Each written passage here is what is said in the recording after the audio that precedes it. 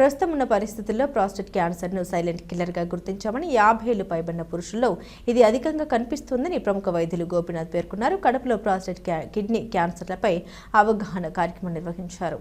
ఈ సందర్భంగా డాక్టర్ గోపీచంద్ మాట్లాడారు. ముందస్తు పీఎస్ఏ పరీక్షలు స్క్రీనింగ్తో చాలా కేసుల్ని ప్రారంభ దశలో గుర్తించవచ్చన్నారు. కిడ్నీ క్యాన్సర్ విషయంలో ధూమపానం, రక్తపోటు, ఉబకాయం ప్రధాన ప్రమాద కారకాలని తెలిపారు. మూత్రంలో రక్తం, నడుము నొప్పి, అలసట వంటి లక్షణాలు కనిపిస్తే వెంటనే వైద్యులను సంప్రదించాలని సూచించారు. యశోద హాస్పిటల్స్ ఆధ్వర్యంలో త్వరలో ఉచిత స్క్రీనింగ్ క్యాంపులు నిర్వహించనున్నట్లు తెలిపారు.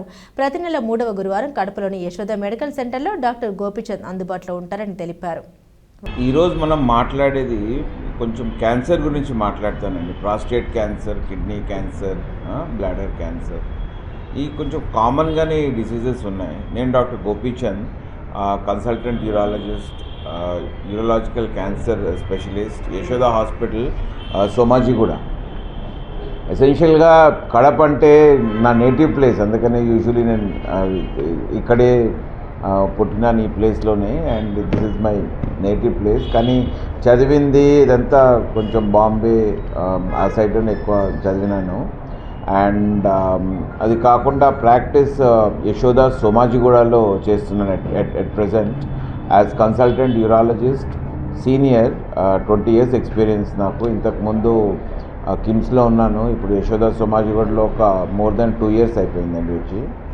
సో ఎసెన్షియల్గా క్యాన్సర్, ప్రాస్టేట్కి ఎందుకు మనము మాట్లాడాలా, ప్రెస్ రిలీజు ఇవన్నీ ఎందుకు ఇవ్వాలంటే, అర్లీ ప్రాస్టేట్ క్యాన్సర్కి పెద్దగా సిమ్టమ్స్ ఉండవండి. మెయిన్గా సిమ్టమ్స్ వచ్చే వరకు లేట్ అయిపోతుంది మనకు. సో మెయిన్గా ఏంటంటే అవేర్నెస్ మనం ఎందుకు పెట్టాలంటే, అర్లీ ప్రాస్టేట్ క్యాన్సర్ మనం డయాగ్నోస్ చేయాలంటే ప్రాస్టేట్ స్పెసిఫిక్ యాంటీజెన్ అనే ఒక టెస్టు ప్లస్ ఒక డిజిటల్ రెక్టల్ ఎగ్జామినేషన్ 2 చేస్తేనే మనము అర్లీ ప్రాస్టేట్ క్యాన్సర్ డయాగ్నోస్ చేయొచ్చు.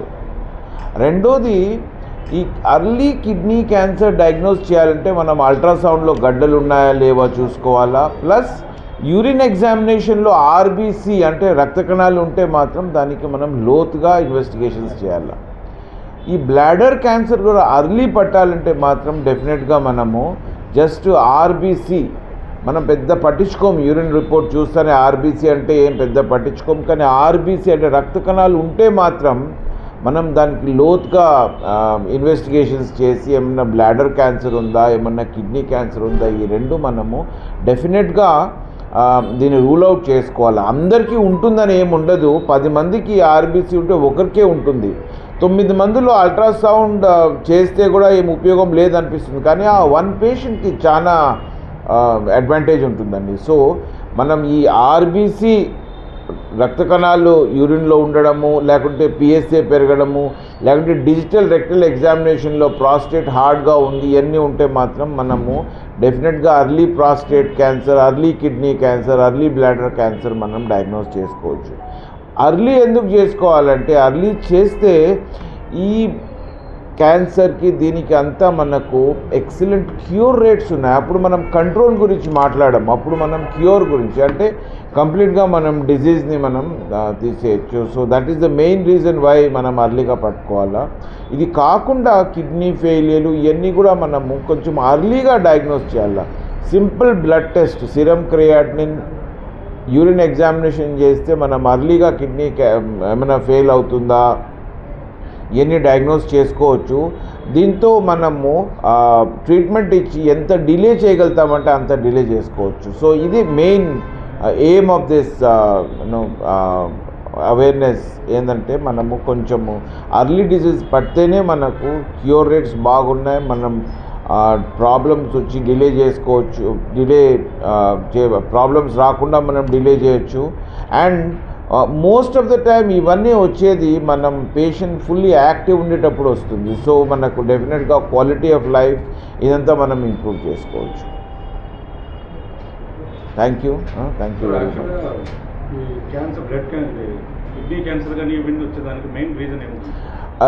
అగైన్ అదే మనకు ఈ prostate cancer, kidney cancer, blood cancer ఈ మూడింటికి సపరేట్గా చెప్తాను.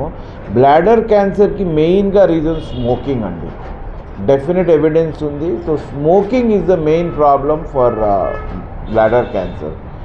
సో డైరెక్ట్ రిలేషన్ ఉంటుంది. అంటే ఎన్ని స్మోక్ ఇయర్స్ అంటాము, అంటే ఎన్ని తాగుతున్నారు సిగరెట్స్ ప్లస్ ఎన్ని ఇయర్స్ తాగుతారు, దాని మీద మనకు కంప్లీట్గా డైరెక్ట్గా రిలేషన్ ఉంటుంది. సో మెయిన్గా అది స్మోకింగ్ ఆపాలా. బ్లాడర్ క్యాన్సర్ ఉంటే ఆ టాక్సిక్ సబ్స్టెన్సెస్ స్మోక్లో ఉండేది, ఆ పొల్యూషన్లో ఉండేది, కొంచెం బ్లాడర్ క్యాన్సర్ ఛాన్సెస్ ఎక్కువ ఉంటుంది. కిడ్నీ క్యాన్సర్కి కూడా కొంచెం స్మోకింగ్ వల్ల కూడా ఉంటుంది.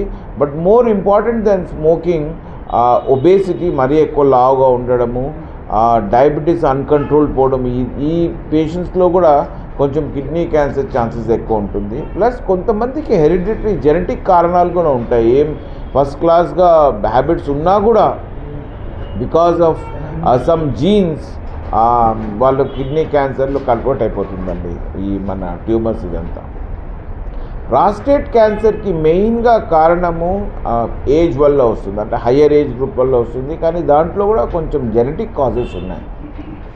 సో కంప్లీట్గా మనకు జెనెటిక్ కాజెస్ ఉండేసరికి ఏమవుతుందంటే కంప్లీట్గా మనము అవాయిడ్ చేయలేము. ఎవరికి ఉంటుంది ఆ జీన్స్ వాళ్ళకి అర్లీ డయాగ్నోస్ చేయడమే సొల్యూషన్.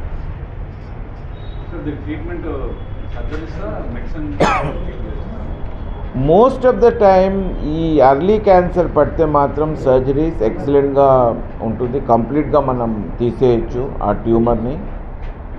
కిడ్నీ క్యాన్సర్లో ఇంతకుముందు కంప్లీట్గా కిడ్నీ తీస్తూ ఉన్నాం, ఇప్పుడు కిడ్నీ తీయకోకుండా జస్ట్ ఆ ట్యూమర్ మనం తీయచ్చు.